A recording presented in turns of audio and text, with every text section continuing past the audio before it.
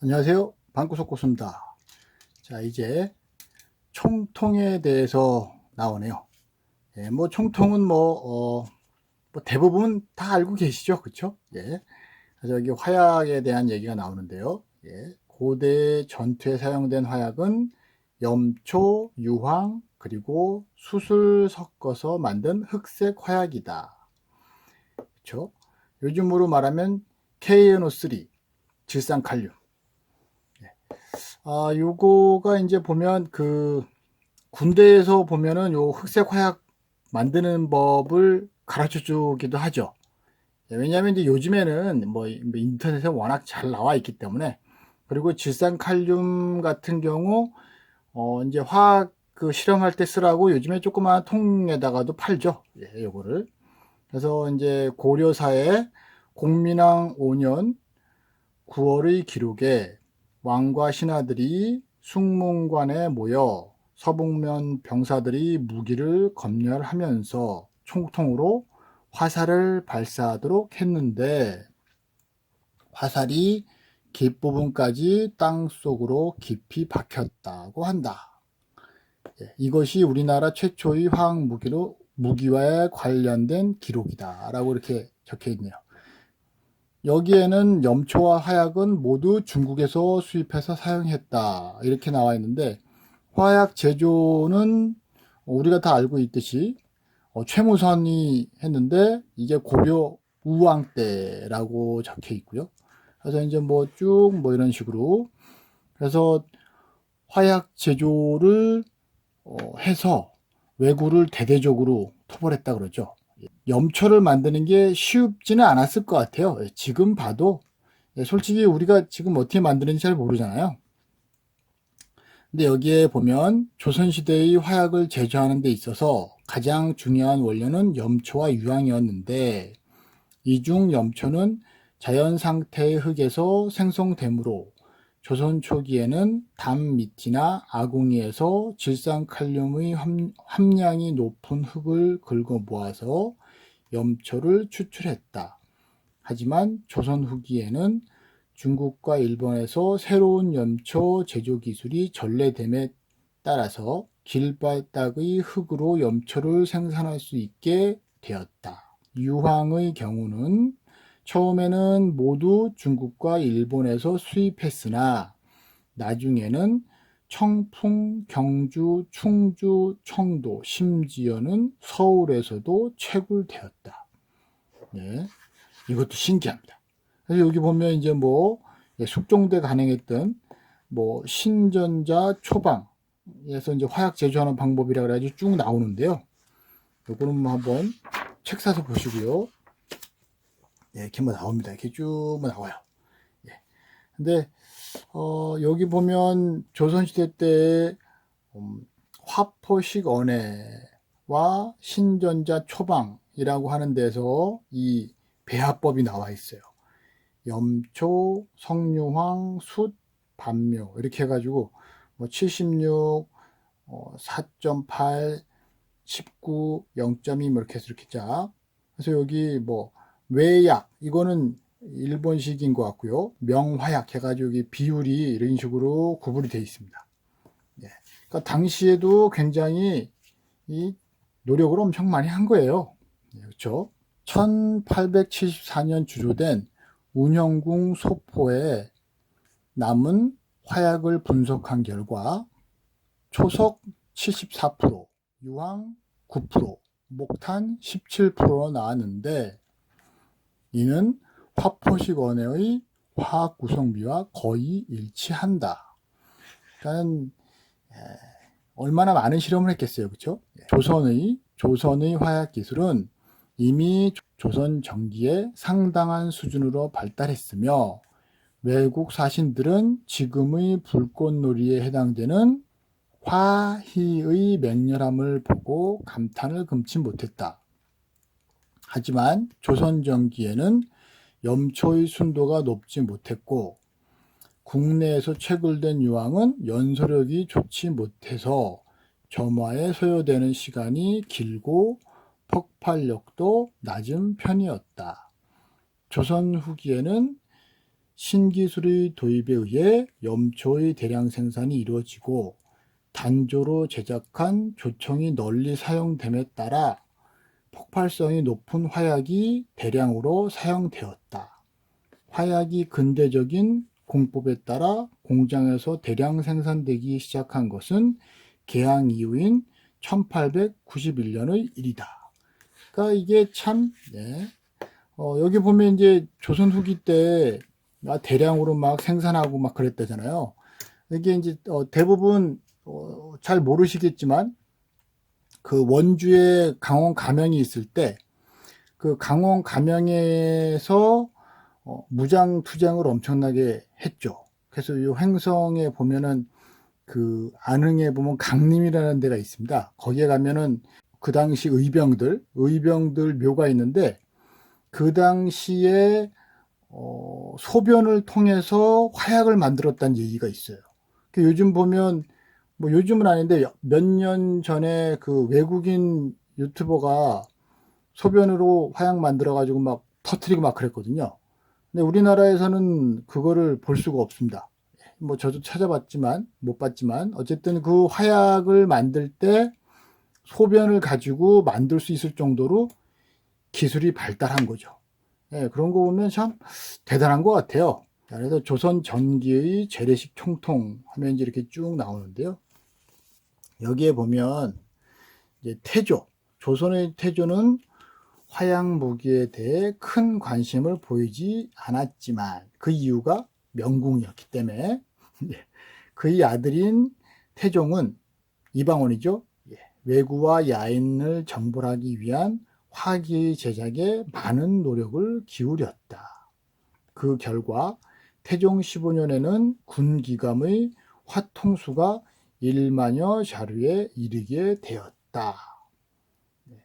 하지만 당시에는 화포 제조 기술이 아직 미숙하여 대형 총통인 천자포와 지자포, 현자포도 사거리가 400에서 500보에 불과했고 가자포와 쇠하포는 사거리가 200보에도 못 미쳤다.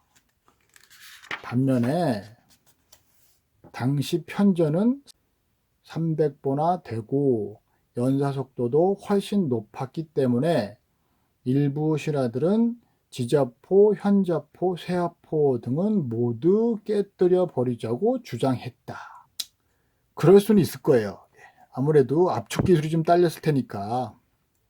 세종은 행궁 옆에 대장간을 마련하고 직접 화포의 사거리 개선을 독려한 결과 모든 총통의 사거리가 전보다 2배 이상 증가했으며 하나의 총통으로 4개의 화살을 동시에 발사하는 데 성공했다.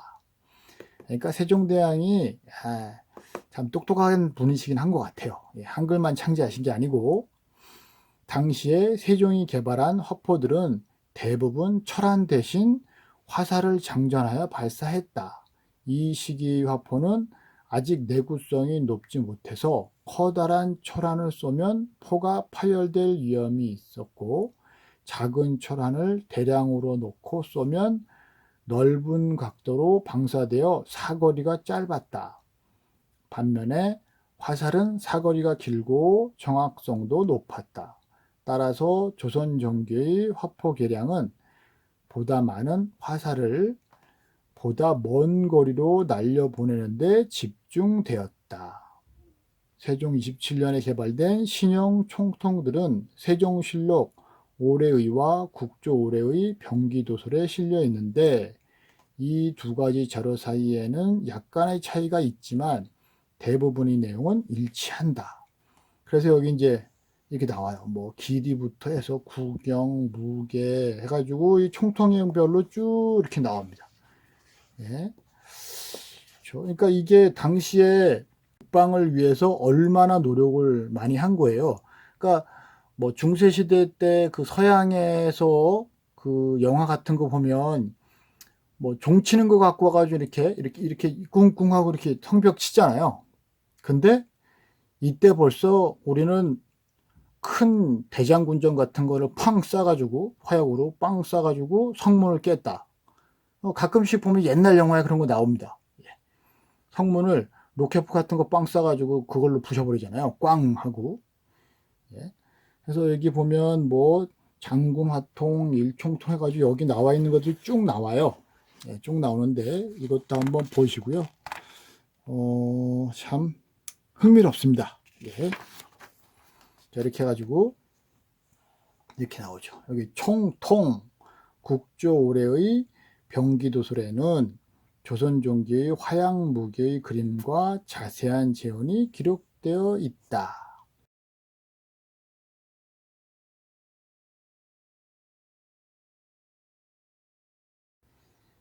여기 장군 화통, 대장군전이라고 그거 같아요.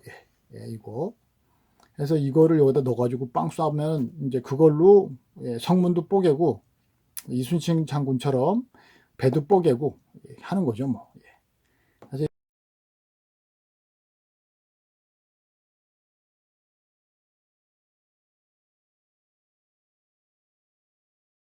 이제 여기에는 쭉 다시 또 이런 것들이 설명이 쭉 나와 있고요. 이거는 책 사서 한번 보시고, 여기에는 총통에서 세종실록에는 세종이 개발한 화약 무기들이 그림으로 그려져 있지만 각각의 명칭이나 재호는 기록되어 있지 않다. 다만 그림상의 형태가 국조 올해의와 큰 차이가 없으므로 두 자료의 비교를 통해 세종시대의 화약무기 개발 실태를 확인할 수 있다. 여기다 이제 넣어가지고 작은 화살 뭐 이렇게 쏘는 거죠. 뭐 이거 이렇게 놓고 거치해 놓고 또 쏘고. 여기 그림 있네요. 이렇게. 그래서 여기도 마찬가지 뭐 사전장 총통이 종류가 엄청 많아요. 철심포라고 나네요. 철심포는 신호용 대포로서 화약과 경목만 넣어 쏜다. 뭐 지금으로 말하면 공포탄이죠. 북한에서는 철심포로 발화를 발사한 것으로 추정하고 있지만 심포는 원래 소리로서 신호를 보내는 화기이므로 발화를 발사했을 가능성은 희박하다. 철심포의 전체 길이는 40.5cm 정도이고 구경은 장군화통과 같이 10cm이다. 조선 후기의 재래식 총통 임진왜란을 전후한 시기부터 불랑기와 조총 등 여러가지 신형 총통이 조선에 전래되었지만 전통적인 동제 총통들은 조선 후기까지도 계속해서 사용되었다. 다만 조선 후기의 총통은 조선 전기의 총통에 비해 약실 부분이 더 보강되었고 총통 마디의 형태도 변형되었다. 요거를 진주박물관 가서 봤습니다. 여기 보면 이제 뭐 천자 총통 뭐 쭉 나오는데 진주박물관 가면 아주 잘 돼 있더라고요. 갈 기회가 있어서. 그래서 이렇게 쭉 이렇게 이거는 뭐 대부분 많이 보던 거죠, 그렇죠?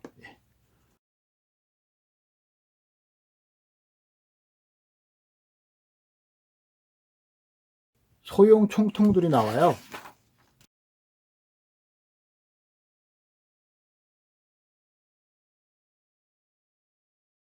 소형 총통들이 바로 이게 승자 총통, 소승자 총통, 중승자 총통, 별승자 총통, 대승자 총통. 뭐 저는 이게 무슨 차이가 있어서 이렇게 이름이 바뀌는지 모르겠습니다. 모르겠지만 뭐 어쨌든 뭐 시대적인 것도 있고 만드는 방법에 따라서 이름이 바뀌었겠죠.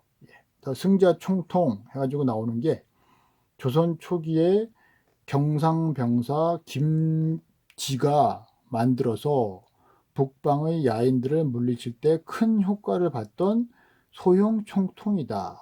이후 개량이 거듭되면서 소승자 총통, 차승자 총통, 별승자 총통 등 다양한 형태로 발전했다. 그러니까 이제 이게 보면 핸드 캐논이라는 게 이렇게 생겼잖아요. 그쵸? 여기다 이렇게 짝대기 이렇게 꽂아가지고 여기다 불 심지 달아가지고 풍 쏘는데 조총은 근데 거기다가 이 심지를 여기 이렇게 격발장치 같은 걸 만들어서 내가 쏘고 싶을 때 탁 놓으면은 펑 나가게.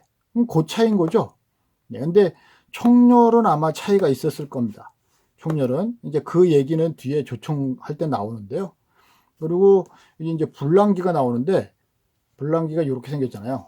이렇게. 자, 불랑기 명종 때 중국을 거쳐 조선에 전래된 신형 화포이다. 이 불랑기는 미리 장약된 자포를 이용하여 발사하므로 종전의 화포에 비해서 사격 속도가 눈부시게 빨라졌다. 위쪽의 불랑기는 육군 박물관 소장품이며 아래는 목동에서 발견된 명종시의 불랑기 자포이다. 자, 이게 서양 애들도 자료가 있더라고요. 제가 직접 쏘는 거를 유튜브에서 봤습니다.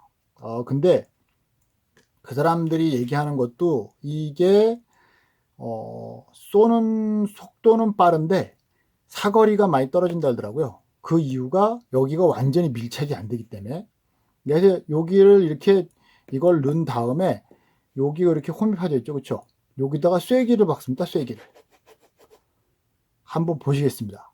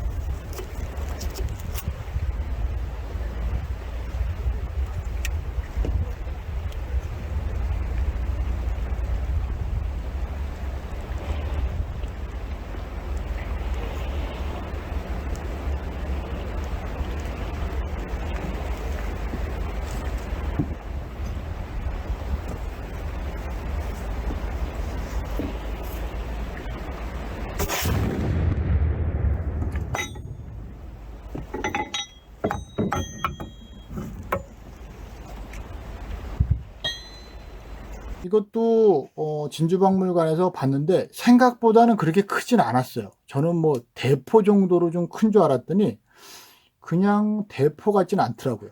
백자 총통은 임진왜란 때 명나라 군사들이 사용했던 소형 총통으로서 선조 27년에 처음으로 조선에서 제작되었다. 그러니까 이게 이렇게 철안을 놓고 쓰고 뭐 토격을 하고, 요거는 그 진주박물관에서 그 조선의 총통에 대해서 나와 있는 영상들이 있거든요. 거기에 아주 잘 돼 있습니다. 굉장히 잘 돼 있어요. 그래서 보면 요걸 봤을 때 이 소승자 총통 같은 경우는 거의 뭐 총이죠, 총. 그렇죠? 총이죠. 그래서 그 진주박물관에서 제작한 영상에 보면 이순신 장군의 그 싸움의 스타일을 볼 때 이런 걸로 적장을 쐈다라고 얘기를 해요. 근데 이제 보면 뭐 명랑이나 노량이나 이제 영화 나오는 거 보면 우리 쪽에서는 그냥 대포 해가지고 뻥뻥 쏘지 이런 걸 쏘는 장면은 안 나오거든요. 그래서 좀 그분들도 아쉬워하시는 분들이 있었는데, 어찌되었건 이런 소승자 총통을 가지고 벌써 그 당시에 지금으로 봤을 때도 그냥 거의 총하고 똑같죠. 대신 이제 여기에 심지를 박아서 쐈다는 거, 방아쇠틀 뭉치가 없고, 방아쇠틀 뭉치 해가지고 줄 연결해서 이렇게 기계식으로 움직이기만 했으면 저 총하고 거의 비슷했을 텐데, 예. 아주 이렇게 쭉 나오죠. 뭐 쾌창, 홍위포, 이게 뭐 너무 많다 보니까 이 홍위포, 병자호란 이후 조선에 전해진 서양식 대포로서 홍위포라고 한다. 이게 그 서양 애들이 그 왜 화약 무기가 더 발달했는지에 대해서 얼마 전에 EBS에서 나오더라고요. 뭐 강제 혁신 뭐 그래갖고 나오던데, 그 당시에 유럽에서 계속 그 소국들이 자기들끼리 뭐 한 강력한 한 나라가 나와가지고 통일한 게 아니고 계속 전쟁을 하다 보니까 어쩔 수 없이 만약에 신기술이 나오면은 그거를 빨리 받아들여서 전쟁에 써먹어야 됐기 때문에 강제적으로 혁신이 일어나서 비록 동양에서 화약 무기가 먼저 나왔지만 계속 걔네는 싸우다 보니까 서양이 이 화약 무기에 있어서는 앞질러 가게 되었다라고 그렇게 나오더라고요. 그래서 이 홍위포도 보면은 압축 기술이나 이런 것들이 조금 더 좋았겠죠. 재래식 총통보다 우리나라에 쓰던. 그렇기 때문에 이걸로 조금 더 큰 화력을 얻지 않았을까. 그래서 여기 홍위포라고 이렇게 되어 있는 게, 홍이는 머리털이 붉은 서양 사람을 지칭하는 말이며, 홍위포는 16세기에 네덜란드인에 의해 명나라에 전해진 서양식 신형 대포이다. 중국에서는 이를 홍의표포라고 부르기도 했다. 병자호란 당시에는 청나라 부대가 명군에게서 노획한 홍위포를 사용하여 강화도를 함락시켰고 남한산성의 성체를 무너뜨렸다. 호준포 이렇게 갖고 나오는 게, 무비요람의 호준포는 중국에서 전래된 살상용 총통으로서 신호용에 비해서 총통마디의 크기가 크고 길이도 길다. 그러니까 종류가 엄청 많아요. 이런 식으로 이렇게 지금으로 보면 약간 박격포 비슷하게 생긴 것 같죠, 그렇죠? 이렇게 들고 다니다가 이렇게 딱 세워놓고 그냥 뽕 쏘고 그랬던 것 같아요. 삼열총은 원래 살상용 무기로 도입되었으나 화기가 발달한 조선 후기에는 군령을 내리는 호포로만 사용되었다. 그러니까 뭐 이제 뭐 군령을 내릴 때 뭐 이거 빵 쏴가지고 신호를 했던 것 같은데, 근데 뭐 근접거리에서는 뭐 맞으면 이것도 죽었겠죠 뭐. 자, 이거는 이제 완구라 그래가지고 요렇게 생긴 데다가 돌 같은 거 꽂아가지고 빵 쏜, 이것도 예전에 어디 다큐멘터리에선가 이거를 쏘는 실험을 보여준 적이 있습니다. 이것도 종류가 별대왕구, 대왕구, 중왕구 뭐 이렇게 해가지고 여기 있다고 이렇게 나오네요. 이게 돌을 깎아가지고 넣었다 그러죠. 자, 여기는 총통왕구, 왕구류 해가지고, 왕교는 고려시대부터 사용되었던 공속용 박격포의 일종이다. 조선군은 이 왕구로 커다란 돌을 날려 적의 성체를 파괴하기도 하고, 장렬형 포탄인 비진천내, 비격진천내인데 여기는 비진천내라고 되어 있네요. 비진천내를 발사하기도 했다. 그러니까 이 당시 사람들이 참 대단해요. 이런 없는 거를 뭐 어떻게 하든 수입을 하든 어쨌든 만들어서 이렇게 딱 쏘는 거 보면, 지금 우리가 보면 뭐 공성전 할 때 사다리 타고 올라가고 막 이런 거는 아마 이런 무기들이 나오고 나서 뭐 그렇게 올라가긴 했겠지만 그 전에 이런 걸로 막 뽀개 놓고 올라가지 않았을까, 그런 생각입니다. 이렇게 생겼네요. 대왕구. 예. 뭐 지금 이런 거 만들려고 해도 어려울 것 같긴 한데, 이렇게 해가지고 여기다 화약 막 재어 넣어가지고 이 돌을 빵 쏴버리는 거죠. 예. 여기 이제 구포라 그래서 또 나오는데, 이것도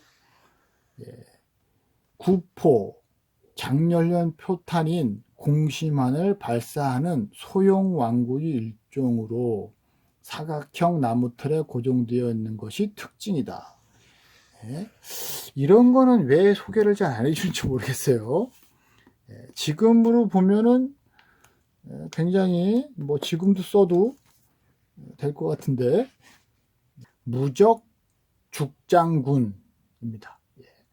훈국 신조 기계 도설에 나오는 무적 죽장군은 대나무로 만든 일회용 총통이다.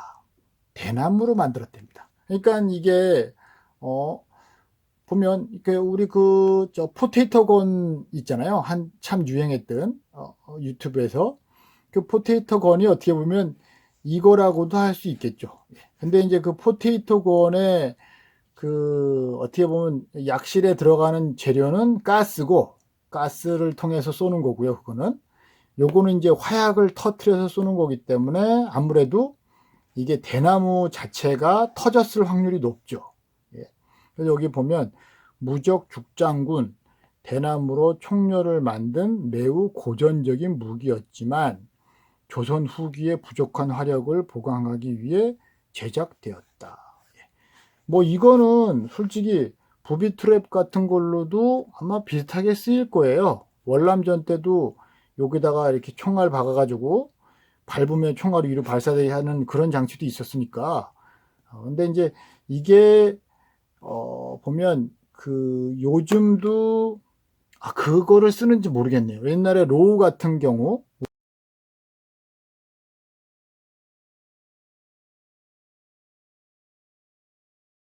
로우가 대전차화기로서 한번 이렇게 뒤로 꽁무니 이렇게 빼갖고 쏘는 거 있었잖아요. 이렇게 빼가지고 탕 쏘면 버렸는데 거기다 이제 뭐 축사탄 넣어가지고 이제 뭐 다시 재활용을 했지만 그런 거랑 비슷한 거라고 보여집니다. 그런 거랑 여기다 이렇게 딱 넣어서. 그러니까 당시 분들이 참 생각을 많이 하셨어요. 여기 이 무적 죽장군은 원래 기호신서에 나오는 무기이며 고종 4년 이전에는 조선에서 제작된 흔적이 없다. 화기 제작 기술이 상당한 수준으로 발달한 조선 후기에 굳이 무적 죽장군과 같이 고전적인 화기를 새삼스럽게 제작한 것은 그만큼 당시에 서양의 위협이 고조되어 있는 반면에 조선이 군비를 갖출 만한 여력이 충분치 않았기 때문일 것이다. 무적 죽장군의 장점은 첫째, 총열이 터져도 사람이 다치지 않고, 둘째, 한 번 발사하고 나면 적이 노역해도 사용할 수 없으며, 셋째, 한 자루를 만드는데 비용이 겨우 7푼이 들며, 넷째, 야전에서 쉽게 재료를 구해서 만들 수 있고, 다섯째, 무기가 가벼워서 휴대가 용이하고, 여섯째, 위력이 강하여 적을 두렵게 하고 아군의 사기를 올릴 수 있다. 예? 뭐 사거리가 700에서 800보나 됐답니다. 이게 나름대로 괜찮은 것 같아요. 육합총, 나무로 만든 모총 안에 쇠로 만든 자총구를 삽입한 일종의 나무 대포이다. 그러니까 이제 자총을 넣어서 그걸 나무로 이렇게 만든 총열에다 껴가지고 쏘는 것 같은데, 요즘에 뭐 총열과 탄피 개념과 비슷한 것 같긴 합니다. 발사 방법이나 기타 등등 이런 것도 여기 다 나와 있고요. 총통을 장전할 땐 제일 안쪽에 화약, 경목, 그리고 화살의 순으로 채운다. 경목은 화약과 발사체 사이에 폭발 압력을 증폭시키는 중간 장치인데, 이전엔 나무를 쪼개 채웠지만 승자 총통부터는 훨씬 더 차지고 간편한 진흙을 뭉쳐 넣었다. 화력이 입증된 후 화살이 아닌 탄환을 장전했는데, 승자 총통은 화살에서 탄환으로 장전물이 바뀌는 최초이자 유일한 총통이었다. 대단한 것 같아요. 자, 이게 발사체라 그래갖고 나오네요. 포환. 총알이죠, 총알. 총알인데 이게 저 진주박물관에서 봤습니다. 조선시대의 화기는 둥근 돌이나 철환, 납탄환 혹은 철환을 납으로 씌운 수철연의환을 사용했다. 이렇게 깎기도 힘들 것 같은데. 그리고 화살을 놔서 쏘고요.